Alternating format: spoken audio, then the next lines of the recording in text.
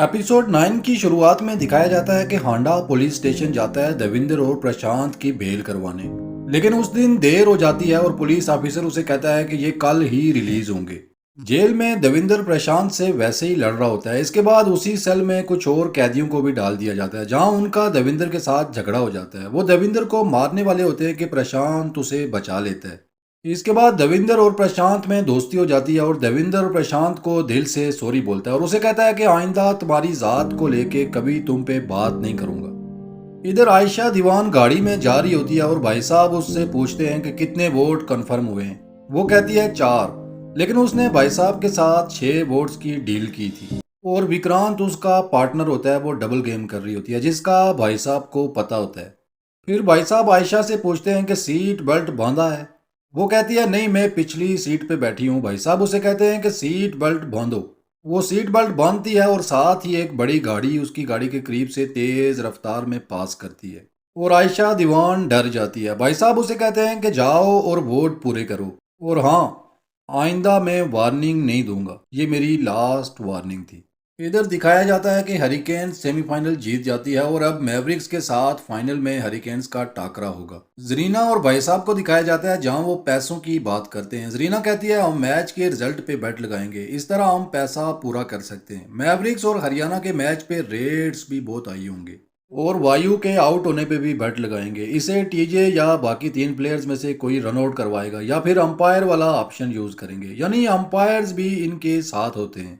जरीना भाई साहब से डील करती है कि अगर हम ये सब करने में कामयाब हो गए तो आपको आईसीबी की प्रेसिडेंटशिप मिल जाएगी और मुझे मैवरिक्स के 100% शेयर्स मिल जाएंगे।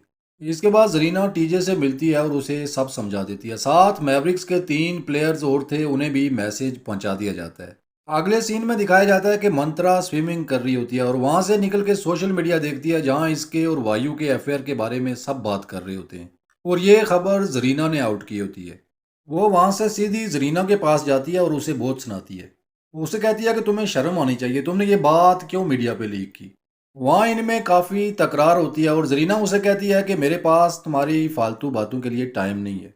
तुम्हें अंदाजा भी है क्या कि मैवरिक्स के लिए मुझे क्या क्या करना पड़ रहा है और इंडियन बोर्ड का प्रेसिडेंट बनने के लिए तुम्हारे बाप को कितनी मेहनत करनी पड़ रही है, चाहे वो सही तरीके से हो या गलत तरीके से। इसके बाद मंत्रा को भाई साहब के साथ डिनर पे दिखाया जाता है जहां मंत्रा उनसे पूछती है कि क्या आपके इलेक्शंस का और मैवरिक्स का आपस में कोई कनेक्शन है, क्या आप कुछ गलत कर रहे हैं। जिस पर भाई साहब उसे समझाते हैं कि मैं कुछ गलत नहीं कर रहा और मेरी वजह से तुम पे कोई बात नहीं आएगी।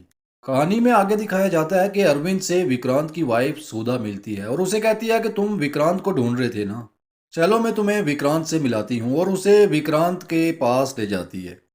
वहाँ विक्रांत अरविंद को बताता है कि मेरा फिक्सिंग से कोई ताल्लुक नहीं है, मैं तो भाई साहब के लिए काम करता था और उनके कहने पे ये सब करता था। सूरी को भी भाई साहब ने कत्ल करवाया है क्योंकि उसने फिक्सिंग से मना कर दिया था।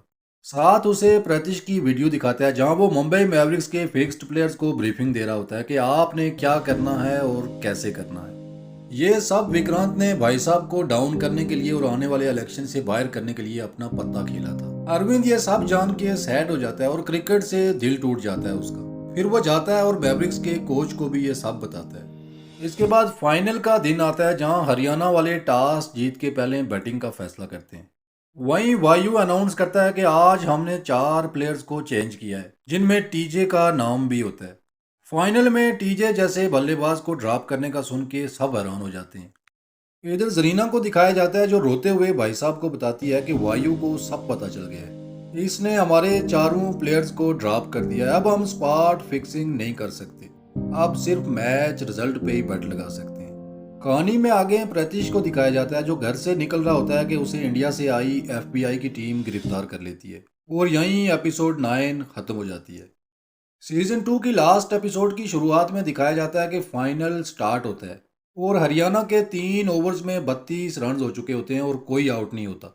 वहीं वायु प्रशांत को बॉलिंग पे बुलाता है। प्रशांत पहली 2 बॉल्स बीट करता है और तीसरी पे अरविंद उसे बाउंड्री लगाता है, लेकिन नेक्स्ट बॉल पे प्रशांत अरविंद की विकेट निकाल लेता है। इसके बाद मैच आगे बढ़ता है और दिखाया जाता है कि पर्थ कुमार बैटिंग पे आता है और दूसरे एंड से विकेट्स गिर रही होती हैं। 92 के मजमूई स्कोर पे हरियाणा की छठी विकेट गिरती है जब पर्थ कुमार भी रन आउट हो जाता है। अब हरियाणा के फैंस हांडा और भाई साहब ये सब उदास हो जाते हैं क्योंकि हरियाणा की पोजीशन वीक हो जाती है। इसके बाद जैक आता है और अपनी बैटिंग का जादू दिखाता है, आखिर तक खेलता है और हरियाणा के स्कोर को 183 पे पहुंचा देता है। यूं मैवरिक्स को 184 का टारगेट मिलता है। इधर जरीना और भाई साहब काफी खुश लग रहे होते हैं क्योंकि इन्हें लग रहा होता है कि अब हरियाणा जीत जाएगी और आज उन्होंने जो भी पैसे बनाने थे वो मैच के रिजल्ट पे बनाने थे। इनकी आखिरी उम्मीद आज मैवरिक्स की हार थी। अगर मैवरिक्स हारती तो इन्हें जो डॉलर मिलने थे इससे भाई साहब आईसीबी के प्रेसिडेंट बन सकते थे। पहली इनिंग्स के बाद टीजे रेंगो के पास आता है और उसे वायु की कमजोरी बता देता है कि उसे शॉर्ट बॉल नहीं खेली जाती। जरीना ये सब भाई साहब को बताती है और उन्हें कहती है कि हम यहाँ स्पॉट फिक्सिंग से भी पैसे कमा सकते हैं। इधर दिखाया जाता है कि जब भी वायु 35 से ऊपर रन्स बनाता है मैवरिक्स वो मैच लाजमी जीतती है। भाई साहब और जरीना प्लान करते हैं कि वायु को 35 रन्स बनाने के बाद आउट करवाएंगे और इसके बाद हरियाणा की जीत पे बेट लगाएंगे, इससे पैसा भी ज्यादा आएगा। और वहीं सीन रिवाइंड होता है और दिखाया जाता है कि जरीना अंपायर से मिलती है और उन्हें बताती है कि वायु को 35 रन से पहले आउट नहीं देना आपने। इधर वायु बैटिंग पे आता है और दिखाया जाता है कि मैवरिक्स के 80 रन हो चुके होते हैं 11 ओवर्स में और वायु 35 का फिगर क्रॉस कर चुका होता है। जरीना वायु के आउट होने पे बेट लगा देती है और साथ भाई साहब उसे कहते हैं कि हमारे पास जितना भी है वो सब हरियाणा की जीत पे लगा दो। अगली बॉल पे वायु मिस होता है और रिंगो अपील करता है जिसपे अंपायर वायु को आउट दे देता है। सभी अंपायर के इस डिसीजन पे हैरान होते हैं और वायु भी खुश नहीं होता। इधर जरीना और भाई साहब भंगड़े डाल रहे होते हैं, लेकिन वहीं अरविंद अंपायर से बात करता है और वायु को वापस बैटिंग पे बुलाता है, जिस पे कमेंटेटर उसकी तारीफ कर रहे होते हैं, लेकिन हांडा और हरियाणा के फैंस सैड हो जाते हैं। इधर भाई साहब और जरीना भी परेशान हो जाते हैं क्योंकि उन्होंने अपना सब कुछ हरियाणा की जीत पे लगा दिया होता है। वायु दोबारा आता है और रिंगो समेत सब बॉलर्स की धुलाई शुरू कर देता है। इधर भाई साहब और जरीना भी परेशान होते हैं और भाई साहब कहते हैं कि अब कोई मुआवजा ही हमें बचा सकता है, क्योंकि आज अगर मैवरिक्स जीत गई तो भाई साहब की इंडियन क्रिकेट पे हुक्मरानी का सूरज भी डूब जाएगा।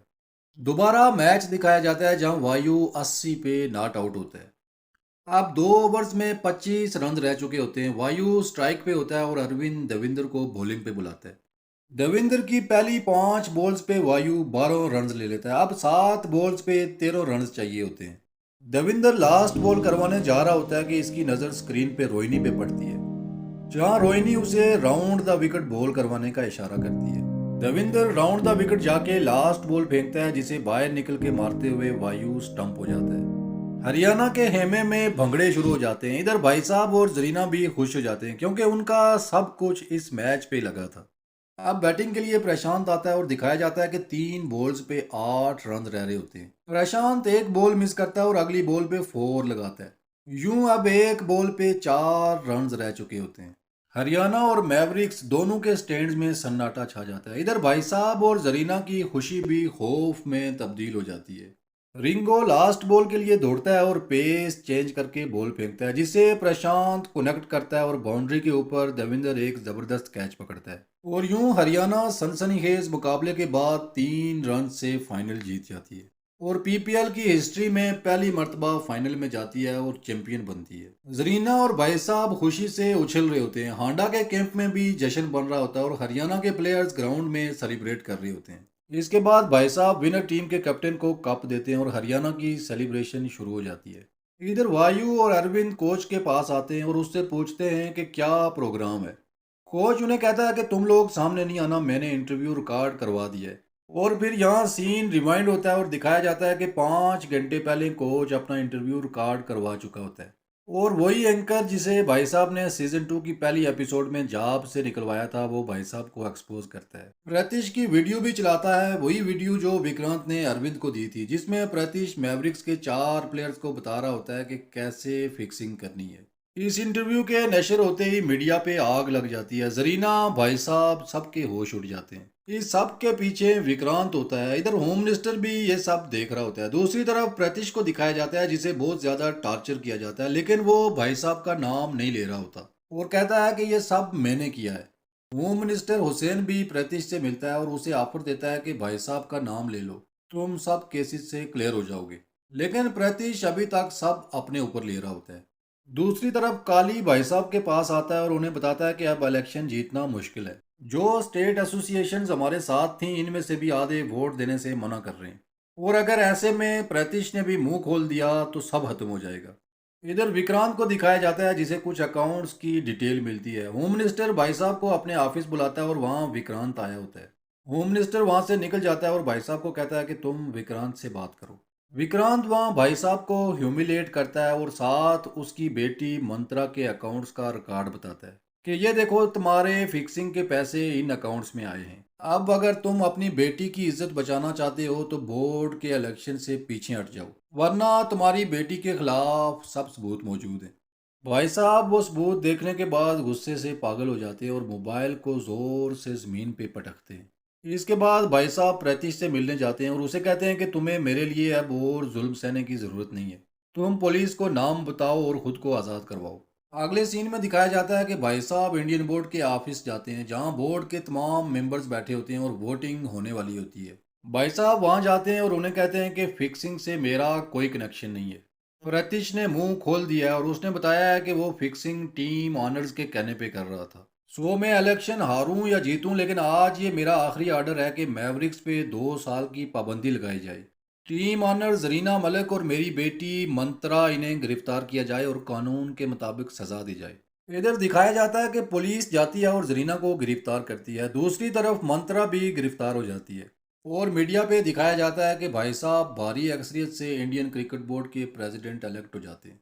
विक्रांत और होम मिनिस्टर देखते रह जाते हैं और भाई साहब एक बार फिर मुखालिफ सिमत में चलने वाली हवाओं का रुख अपने हक में मोड़ देते हैं और यूं विक्रांत प्लस होम मिनिस्टर को एक बार फिर शह मात दे देते हैं। इधर जरीना को जेल से निकाल के एक जहाज में कहीं भेजा जाता है और वहां विक्रांत उसको वेलकम करता है और यहीं ये सीजन 2 खत्म हो जाता है।